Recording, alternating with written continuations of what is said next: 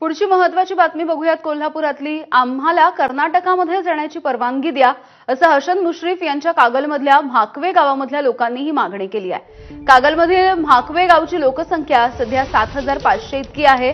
जिल्हा परिषदेच्या पुनर्रचनेमध्ये अवहेलना झाल्यामुळे या गावामधले ग्रामस्थ चांगलेच आक्रमक झाले।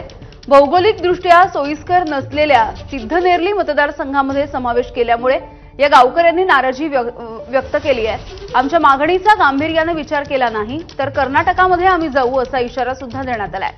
मागण्या मान्य होत नाही तोपर्यंत आगामी निवडणुकीवरती मतदानावरती बहिष्कार टाकण्याचा निर्णयही घेण्यात आलेला आहे।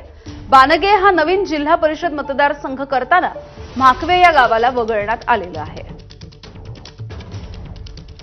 म्हाकवे हा कागल तालुक्यातील 5 नंबरचा लोकसंख्येच्या ह्याच्या बाबतीत 5 नंबरला आपलं गाव एवढं मोठं आहे।